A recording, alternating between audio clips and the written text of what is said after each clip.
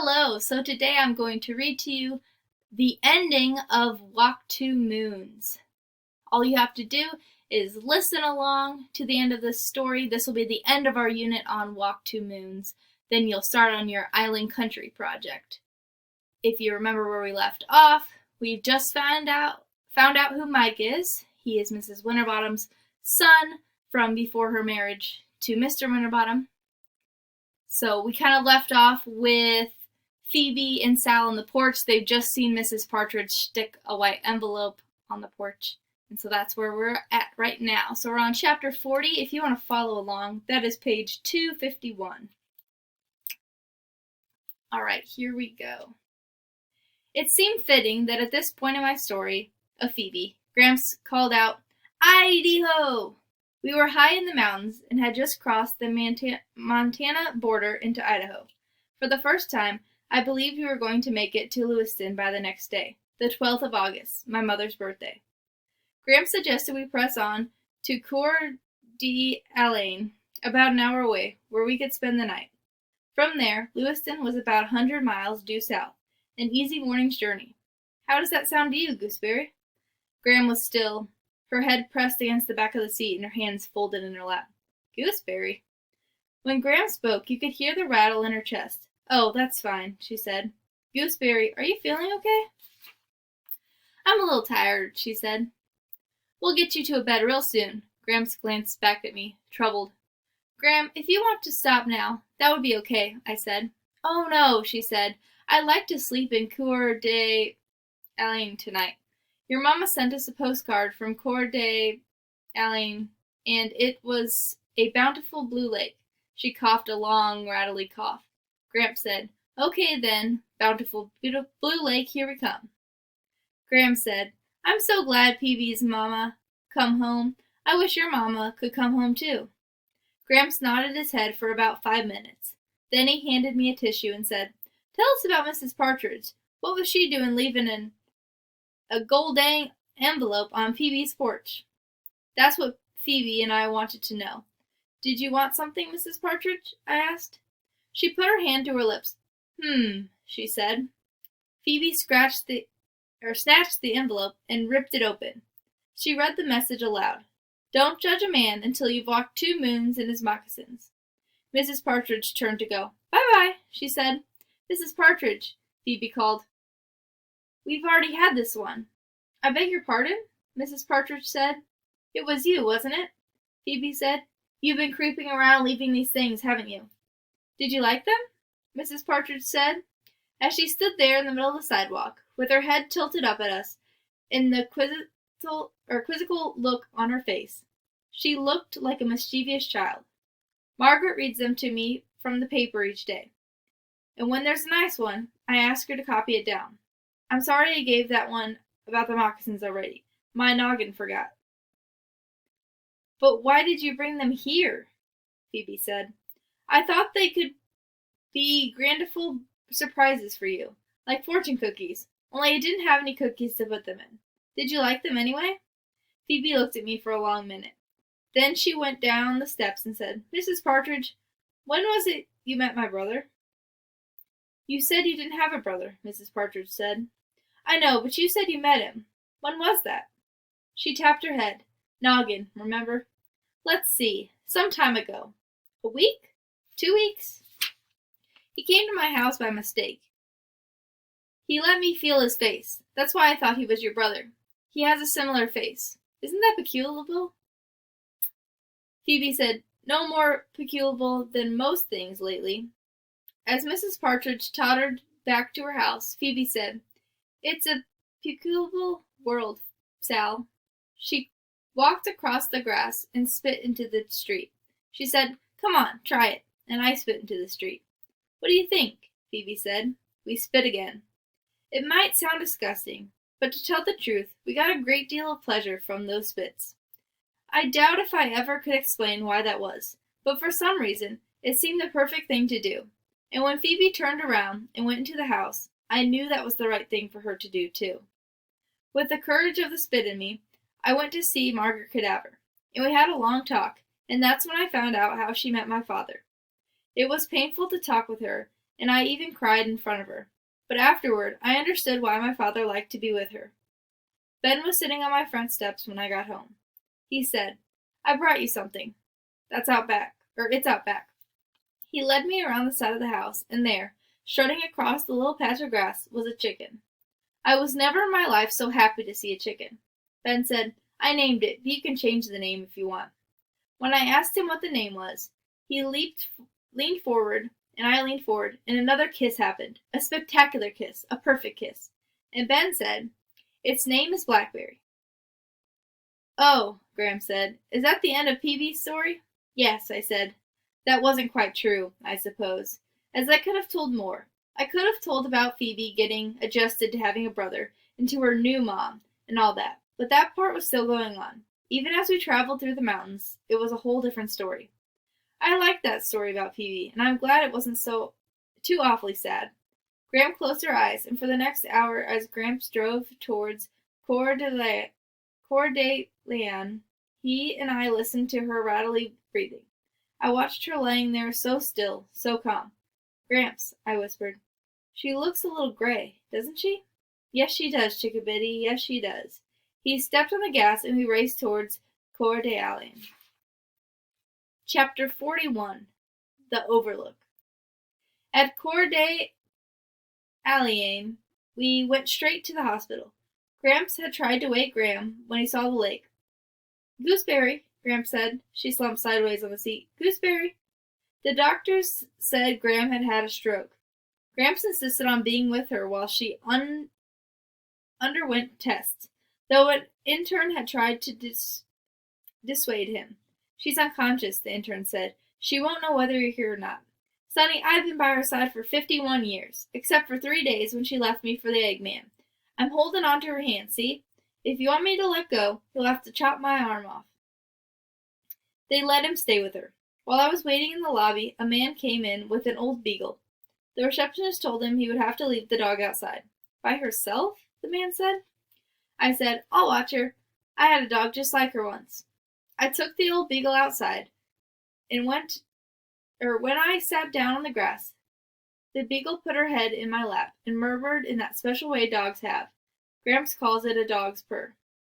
I wondered if Graham's snakebite had anything to do with her stroke, and if Gramps felt guilty for whizzing off the highway and stopping at that river. If we hadn't gone to that river, Graham would never have been bitten by that snake. And when I started thinking about my mother's stillborn baby, and maybe if I hadn't climbed that tree, and if my mother hadn't carried me, maybe the baby would have lived, and my mother never would have gone away, and everything would be just as it used to be. But as I sat there thinking these things, it occurred to me that a person couldn't stay all locked up in that house like Phoebe and her mother had tried to do at first. A person had to go out and do things and see things, and I wondered, for the first time, if this had something to do with Graham and Gramps taking me on this trip. The beagle in my lap was just like our Moody Blue. I rubbed her head and prayed for Graham. I thought about Moody Blue's litter of puppies. For the first week, Moody Blue wouldn't let anyone come anywhere near those puppies. She licked them clean and nuzzled them, then squealed and pawed their way up to her with her eyes still sealed. Gradually, Moody Blue let us touch the puppies, but she kept her sharp eyes on us, and if we tried to take a puppy out of her sight, she growled. Within a few weeks, the puppies were stumbling away from her, and Moody Blue spent her days herding them back. But when they were about 6 weeks old, Moody Blue started ignoring them. She snapped at them and pushed them away. I told my mother that Moody Blue was being terrible. She hates her puppies. "It's not terrible," my mother said. "It's normal. She's weaning them from her." "Does she have to do that? Why can't they stay with her?" "It isn't good for her or for them. They have to become independent. What if something happened to Moody Blue? They wouldn't know how to survive without her." While I prayed for Graham outside the hospital, I wondered if my mother's trip to Idaho was like Moody Blue's behavior. Maybe part of it was for my mother, and part of it was for me. When the beagle's owner returned, I went back inside. It was after midnight when a nurse told me I could see Graham. She was lying, still and gray, on the bed. A little dribble was coming out of one side of her mouth. Gramps was leaning over her, whispering in her ear. A nurse said, "I don't think she can hear you."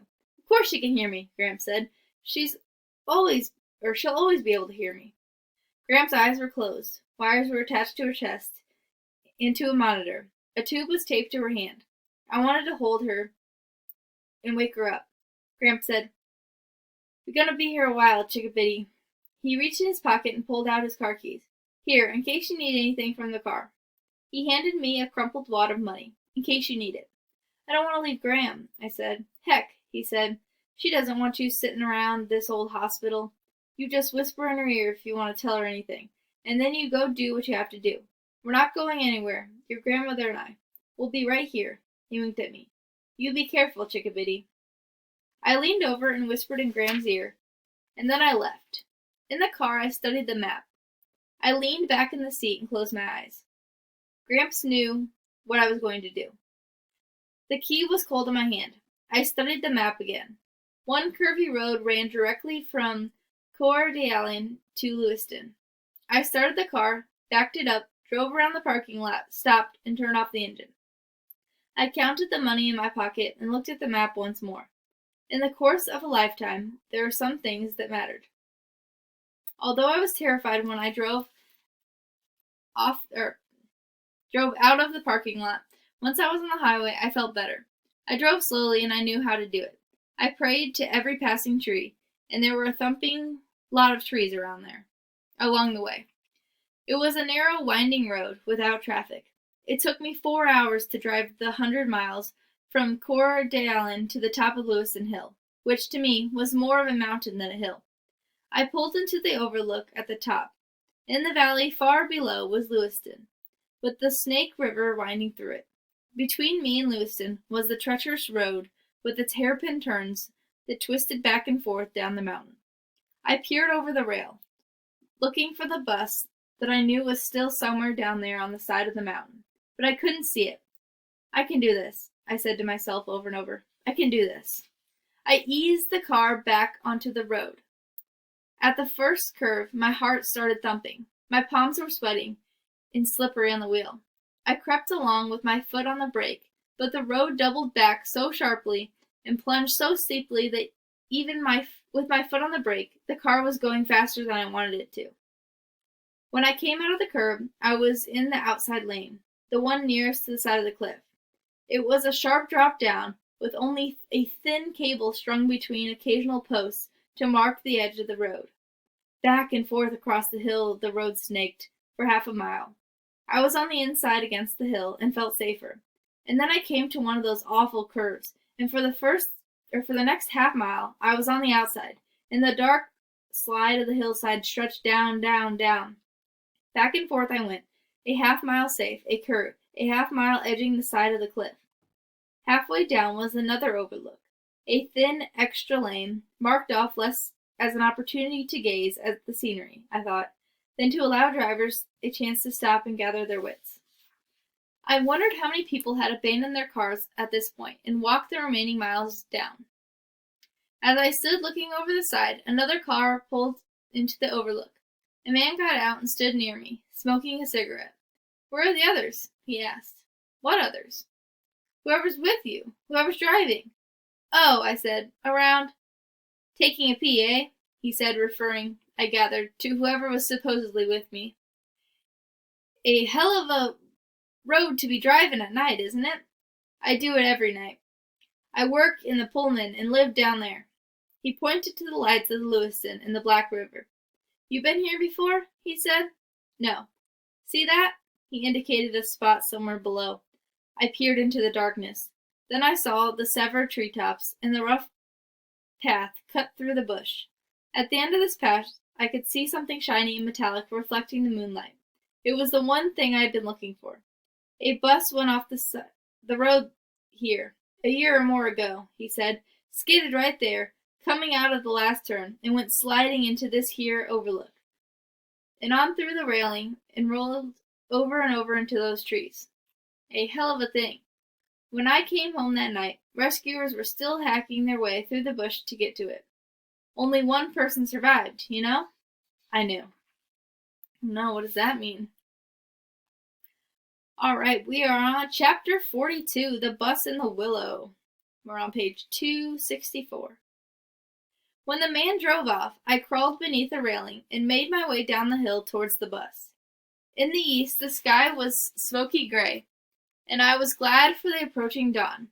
In the year and a half since the trail was hacked out, the brush had begun to grow back, wet with dew. Straggly branches clapped and scratched at my legs and hid uneven ground, so that several times I tripped, tumbled, and sliding downward. The bus lay on its side like an old sick horse, its broken headlights staring out mournfully into the surrounding trees. Most of the huge rubber tires were punctured and grotesquely twisted on their axles. I climbed up onto the bus's side, hoping to make my way down to an open window. But there were two enormous gashes torn into the side, and the jagged metal was peeled back like a sardine tin. Through a smashed window, behind the driver's seat, I saw a jumbled mess of twisted seats and chunks of foam rubber. Everything was dusted over with fuzzy green mold. I had imagined that I would drop through a window and walk down the aisle, but there was no space inside to move. I had wanted to score every inch of that bus, looking for something, anything, that might be familiar. By now the sky was pale pink, and it was easier to find the uphill trail, but harder going as it was, a steep incline. By the time I reached the top, I was muddy and scratched from head to toe. It wasn't until I had crawled beneath the railing that I noticed the car parked behind Gramps' red Chevrolet. It was the sheriff. He was talking on his radio when he saw me, and he motioned for his deputy to get out. The deputy said, "We were just about to come down there after you. We saw you on top of the bus. You kids ought to know better. What were you doing down there at this time of day, anyway?" Before I could answer, the sheriff climbed out of his car. He settled his hat on his head and shifted his holster. "Where are the others?" he said. "There aren't any others," I said. "Who brought you up here?" "I brought myself." "Whose car is this?" "My grandfather's." "And where is he?" The sheriff glanced to left and right, as if Gramps might be hiding in the bushes. "He's in Coeur d'Alene," the sheriff said. "Pardon?" So I told him about Graham and how Gramps had to stay with her, and about how I had driven from Coeur d'Alene very carefully. The sheriff said, "Now let me get this straight," and he repeated everything I said, ending with, "And you're telling me you drove from Coeur d'Alene to this spot on this hill all by yourself?" "Very carefully," I said. "My Gramps taught me how to drive, and he taught me to drive very carefully." The sheriff said to the deputy, "I'm afraid to ask this young lady exactly how old she is. Why don't you ask her?" The deputy said, "How old are you?" I told him. The sheriff gave me a stern look and said, "I don't suppose you would mind telling me exactly what was so all-fired important that you couldn't wait for someone with a legitimate driver's license to bring you to the fair city of Lewiston." And so I told him all the rest. When I had finished, he returned to his car and talked to his radio some more. Then he told me to get in his car, and he told the deputy to follow in Gramps' car. I thought the sheriff was probably going to put me in jail, and it wasn't the thought of jail that bothered me so much. It was knowing that I was this close and might not be able to do what I had come here to do. And it was knowing that I needed to get back to Graham. He did not take me to jail, however. He drove across the bridge to Lewiston, and on through the city and up a hill. He drove into Longwood, stopped at the caretaker's house, and went inside. Behind us was the deputy in Gramps' car. The caretaker came out and pointed off to the right, and the sheriff got back in the car and drove off in that direction. It was a pleasant place. The Snake River curved behind this section, and tall, full-leaved trees grew here and there across the lawn. The sheriff parked the car and led me up a path towards the river. And there, on a little hill overlooking the river in the valley, was my mother's grave. On the tombstone, beneath her name and the dates of her birth and death, was an engraving of a maple tree. And it was then, when I saw the stone of her name, Chansasson, Sugar, Pickford Hiddle, in the engraving of the tree, that I knew, by myself and for myself, that she was not coming back. I asked if I could sit there for a little while, because I wanted to memorize the place. I wanted to memorize the grass and the trees and the smells and the sounds. In the midst of the still morning, with only the sound of the river gurgling by, I heard a bird. It was singing a bird song, a true, sweet bird song. I looked all around and then up into the willow that leaned towards the river. The bird song came from the top of the willow, and I did not want to look too closely, because I wanted it to be the tree that was singing. I kissed the willow. "Happy birthday," I said. "In the sheriff's car," I said. "She isn't actually gone at all. She's singing in the trees." "Whatever you say, Miss Salamanca Hiddle. You can take me to jail now." Oh. Instead of taking me to jail, the sheriff drove me to Coeur d'Alene with the deputy following us in Gramps' car. The sheriff gave me a lengthy and severe lecture about driving without a license, and he made me promise that I would not drive again until I was 16. "Not even on Gramps' farm?" I said. He looked straight ahead at the road. "I suppose people are going to do whatever they want on their own farms," he said, "as long as they have a lot of room to maneuver, and as long as they are not endangering the lives of any other persons or animals. But I'm not saying you ought to. I'm not giving you permission or anything." I asked him to tell me about the bus accident. When I asked him if he had been there that night, and if he had seen anyone brought out of the bus, he said, "You don't want to know all that. A person shouldn't have to think about those things." "Did you see my mother?" "I saw a lot of people, Salamanca, and maybe I saw your mother, and maybe I didn't. But I'm sorry to say that if I did see her, I didn't know it. I remember your father coming into the station. I do remember that. But I wasn't with him when... I wasn't there when... Did you see Mrs. Cadaver?" I said. "How do you know about Mrs. Cadaver?" he said. Of course, I saw Mrs. Cadaver. Everyone saw Mrs. Cadaver. 9 hours after the bus rolled over, as all those stretchers were being carried up the hill and everybody despairing, there was her hand coming out of the window, and everyone was shouting because there it was, a moving hand. He glanced at me. "I wish it had been your mother's hand." "Mrs. Cadaver was sitting next to my mother," I said. "Oh, they were strangers to each other when they got on that bus. But by the time they got off, 6 days later, they were friends. My mother told Mrs. Cadaver all about me, and my father, and our farm and Bybanks. She told Mrs. Cadaver about the fields, and the blackberries, and the moody blue, and the chickens, and the singing tree. I think that if she told Mrs. Cadaver all that, then my mother must be missing us. Don't you think?" "I'm sure of it," the sheriff said. "And how do you know all this?" So I explained to him how Mrs. Cadaver had told me all this on the day Phoebe's mother returned. Mrs. Cadaver told me about how my father visited her in the hospital in Lewiston, after he had buried my mother. He came to see the only survivor from the bus crash, and when he learned that Mrs. Cadaver had been sitting next to my mother, they started talking about her. They talked for 6 hours. Mrs. Cadaver told me about about her and my father writing to each other, and about how my father needed to get away from Bybanks for a while. I asked Mrs. Cadaver why my father hadn't told me how he had met her, and she said he had tried, but I didn't want to hear it, and he didn't want to upset me. He thought I might dislike Margaret because she had survived and my mother had not. "Do you love him?" I had asked Mrs. Cadaver. "Are you going to marry him?" "Goodness," she said, "it's a little early for that. He's holding on to me because I was with your mother, and held her hand in her last moments. Your father isn't ready to love anyone else yet. Your mother was one of a kind." That's true, she was. And even though Mrs. Cadaver had told me all this, and had told me how she had been with my mother in her last minutes, I still did not believe that my mother was actually dead. I still thought that there might have been a mistake. I don't know what I hoped to find in Lewiston. Maybe I expected that I would see her walking through a field, and I would call to her, and she would say, "Oh, Salamanca, my left arm," and "Oh, Salamanca, take me home." I slept for the last 50 miles into Coeur d'Alene, and when I awoke, I was sitting in the sheriff's car outside the hospital entrance. The sheriff was coming out of the hospital. He handed me an envelope and slid it beside me on the seat. In the envelope was a note from Gramps, giving the name of the motel he was staying at. Beneath that, he had written, "I am sorry to say that our gooseberry died at 3 o'clock this morning." Whew! Gramps was sitting on the side of the bed in the motel, talking on the telephone. When he saw me and the sheriff at the door, he put the phone down and hugged me to him. The sheriff told Gramps how sorry he was, and that he didn't think it was the time or place to give anyone a lecture about underage granddaughters driving down a mountainside in the middle of the night.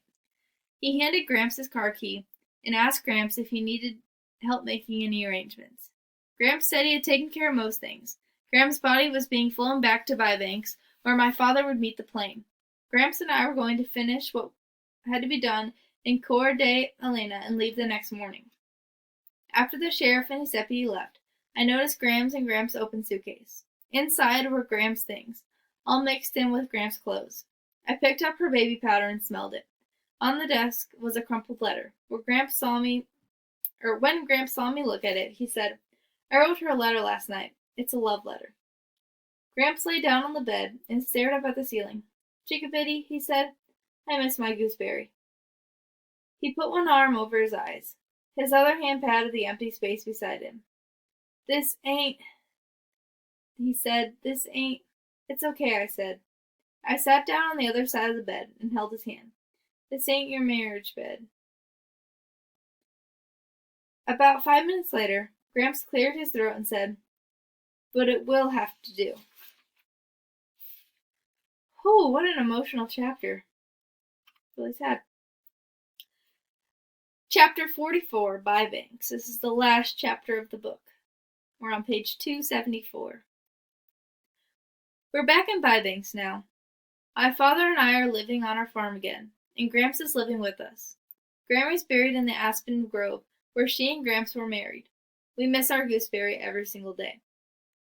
Lately, I've been wondering if there might be something hidden behind the fireplace, because as the fireplace was behind the plaster wall and my mother's story was behind Phoebe's, I think there was a third story behind Phoebe's and my mother's, and that was about Gram and Gramps.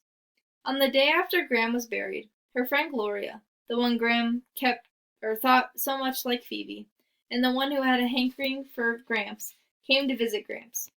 They sat on our porch while Gramps talked about Gram for 4 hours straight. Gloria asked if we had any aspirin. She had a grand headache. We haven't seen her since. I wrote to Tom Fleet, the boy who helped Gram when the snake took a snack out of her leg. I told him that Gram made it back to Bybanks, but unfortunately she came in a coffin. I described the aspen grove where she was buried and told him about the river nearby. He wrote back, saying that he was sorry about Gram and maybe would come and visit the aspen grove someday. Then he asked, "Is your riverbank private property?" Gramps is giving me more driving lessons in the pickup truck. We practice over at Gramps' old farm, where the new owner lets us clonk around on the dirt roads.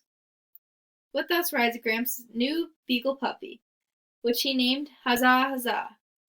Gramps pets the puppy and smokes his pipe as I drive, and we both play the moccasin game. It's a game we made up on our way back to from Idaho. We take turns pretending we are walking in someone else's moccasins. If I were walking in Peavy's moccasins, I would be jealous of a new brother dropping out of the sky. If I were in Gramps' moccasins right this minute, I would want to cool my feet in that river over there. If I were walking in Ben's moccasins, I would miss Salamanca Hiddle. On and on we go. We walk in everybody's moccasins.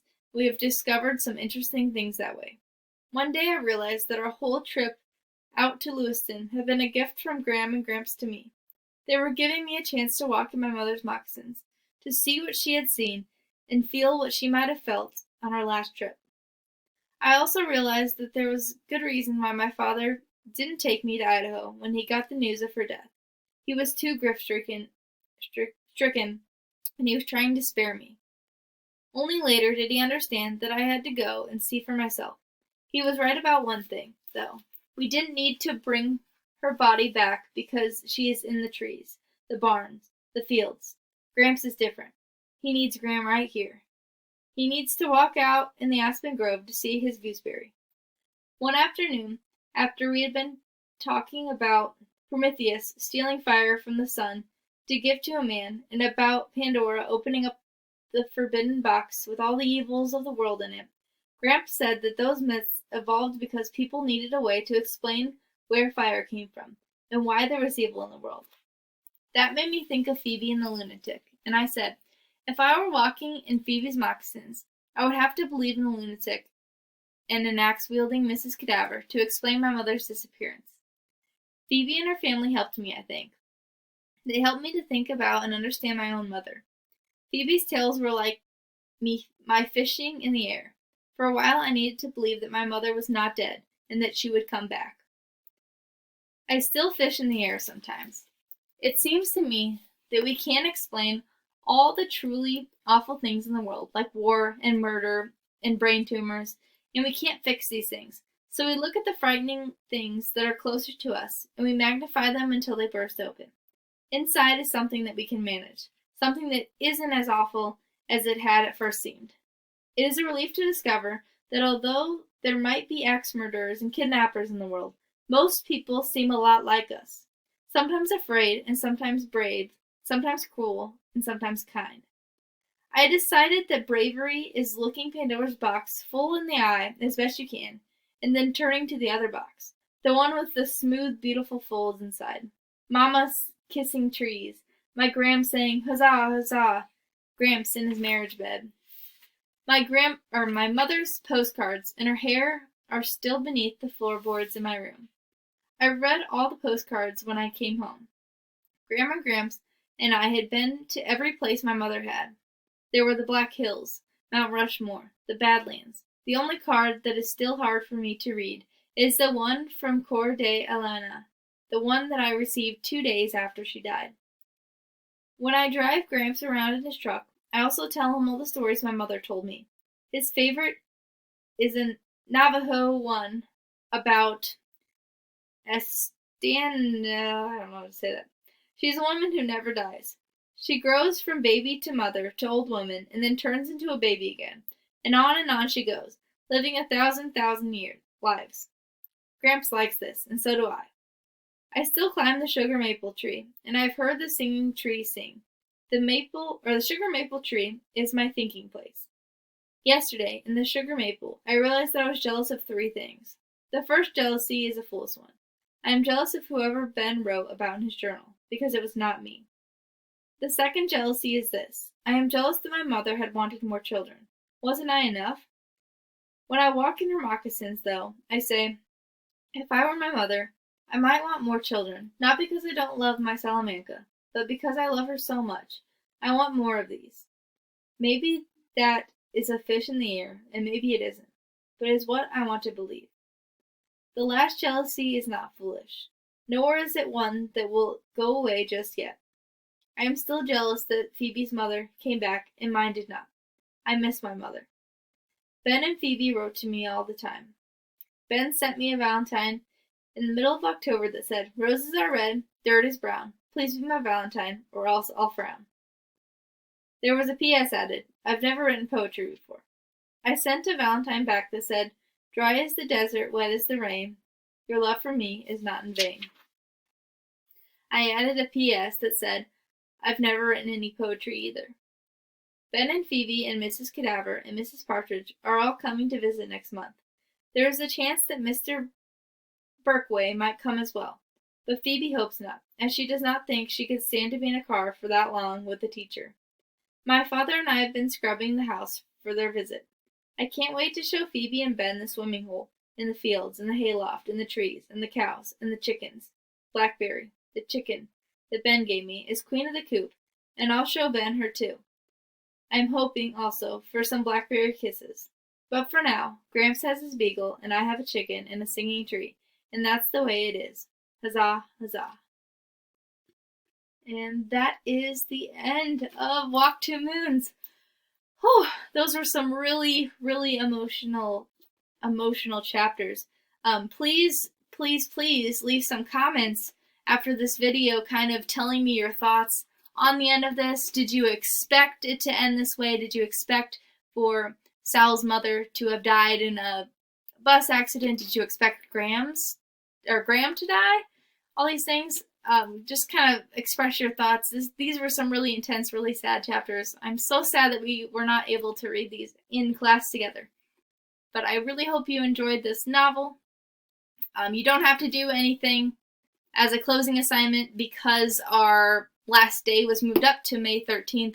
You're just going to move on to that island country. But please leave some comments on this. It's a really good book. Alright, I'll talk to you guys soon.